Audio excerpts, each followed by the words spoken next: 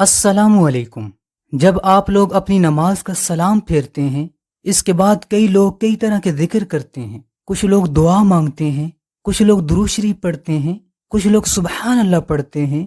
لیکن آپ کو ایک بہترین ذکر بتاؤں، اگر آپ نماز کا سلام پھیریں یعنی فرضوں کا سلام، تو اس کے بعد اس دعا کو پڑھ لیں۔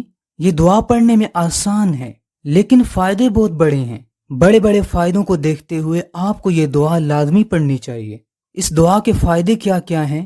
سب سے پہلا فائدہ یہ ہے کہ 10 غلام آزاد کرنے کا ثواب ملے گا، اور اس دعا کا دوسرا فائدہ یہ ہے کہ اس دعا کے پڑھنے سے 100 نیکیاں لکھی جاتی ہیں۔ اس کے بعد اگلا فائدہ یہ ہے کہ یہ دعا پڑھنے سے 100 برائیاں مٹا دی جاتی ہیں۔ پڑھنے والے کے 100 گناہ مٹ جاتے ہیں، معاف ہو جاتے ہیں۔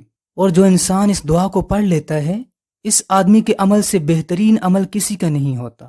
اگر کوئی آدمی اس سے زیادہ پڑھے گا تو اس کا ثواب بڑھ جائے گا، اس کا عمل بڑھ جائے گا، ورنہ اس کا عمل سب سے بڑا ہوگا۔ وہ دعا کون سی ہے اور کیسے پڑھنی ہے؟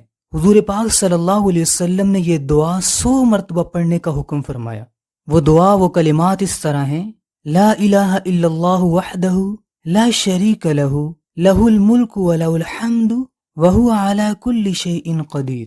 تو جب آپ نماز کا سلام پھیریں تو وہ آپ کے لیے بہترین وقت ہے۔ ویسے کسی بھی وقت پڑھ سکتے ہیں، لیکن نماز کے بعد کیونکہ آدمی ذکر کرتا ہے تو وہ بہترین وقت ہوتا ہے یہ ذکر کرنے کا۔ ہر نماز کے بعد 100 مرتبہ نہیں پڑھ سکتے، 100 بار نہیں پڑھ سکتے، تو دن میں کسی ایک نماز کے بعد 100 بار پڑھ لیں، آپ کو یہ سارے فائدے ملیں گے۔ یہ فائدے اللہ کے نبی صلی اللہ علیہ وسلم نے بتائے ہیں۔ تو اپنی نماز کے بعد اللہ تعالیٰ کو کئی طریقوں سے یاد کریں، یہ بھی ایک طریقہ ہے اللہ تعالیٰ کو یاد کرنے کا۔